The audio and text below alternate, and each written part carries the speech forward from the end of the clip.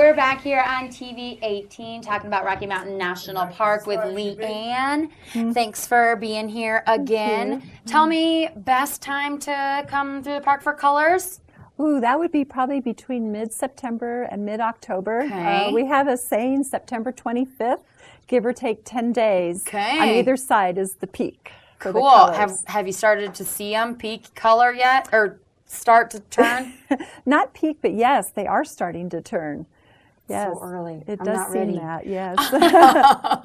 Does it start? Tell me about, like, are there best places to see the colors, or is it more just like drive through, or what does that look like? Well, generally, you're looking for aspen primarily. So throughout the Kawanichi Valley, we have really beautiful stands of aspen. And it would be areas that burned 100 or so years ago because aspen are sun lovers. So we did have some fires in the late 1800s throughout the Kawanichi Valley. So, yeah, it's a great place for color. Cool. And then, of course, the elk. Tell me about bugling and what happens and what kind of things people can come up and experience. Well, the elk rutting season or mating season is just now gearing up, and it coincides with the fall colors. So it's a beautiful time to be in the park. The bugling is the sound made by the male, the bull elk, and it is largely to attract females. It actually communicates to females how big his body is. If he starts really low and then he goes really high and he's loud and he can carry it for a minute or more, the cows are listening and they can tell a lot about him. They know how big he is, how prime he is, how fit he is just from his bugle. Okay, because they're not always together. No, in fact, they're not together throughout the summer. The cows are hanging out in the large herds with their calves. And they hang out in big numbers because for them, safety is most important. And lots of noses and eyes and ears looking for predators to protect their young. The bulls, on the other hand, are more concerned about growing beautiful antlers.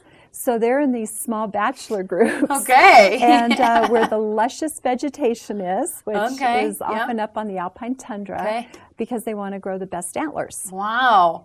And so then they bugle, and then that's how they come together. Well, it's how they start attracting the females, and then the antlers play into it too.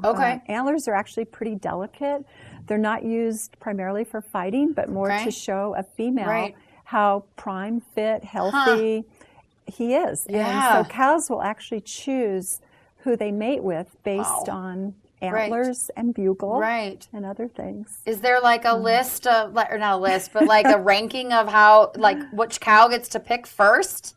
Like, how does that work? They just, because don't they all want the same male? Well, they probably do. The cows are in big groups already, and a bull will come in and he'll have the harem. Though he hasn't actually gathered them per se, they were already together, and it's usually the oldest cow that decides where they go and when. Interesting. And the bull follows along and just keeps them together. He also wants to keep every other bull away from his cows. And because the cows only come into a small window of when they can be bred, it's only every 3 weeks for about 24 hours. So not every cow is receptive at the same time.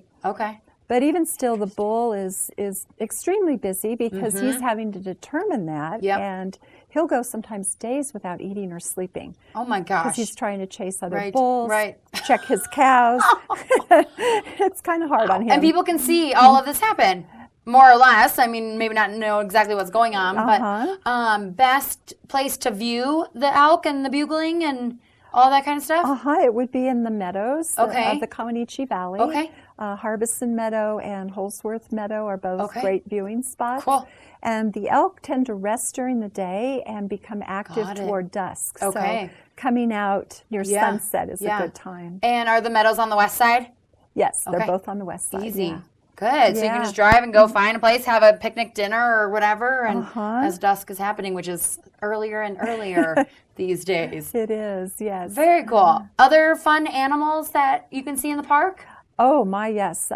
We are known for animals. Okay. Moose are a prime animal people like to see on the west side of the Yeah. park. Okay. They are also having their rutting season, Okay. but it isn't the big display that the elk make. They're more solitary animals. We have coyotes, we have squirrels, birds, bighorn sheep. Cool. So mule deer. Right. Those are some of the large ones. Fun. Kind of throughout the whole summer, can you see them? Are there different seasons primarily for some of the bighorn sheep specifically? Do they come out? They're out now. They're more middle of the day. Okay. And in the so, sunshine and yes, yeah. Very And they'll cool. go hide more in the cliffy areas at night. Right. We've been seeing them up along Trail Ridge Road and near Milner Pass and over on the east side of the park near the Sheep Lakes area. Cool. Beautiful animals. Yeah, so much to see. Can you get tips and stuff online on how to interact with animals and all that kind of stuff? Because there are certainly some things you want to be careful of. Definitely. Yes. Thanks for asking. Yes. Staying a good distance away is probably most important, especially as we're moving into the rutting season. Right. If an animal looks at you, if its head raises, if its ears point toward a person, that is an indication you're too close. Got it.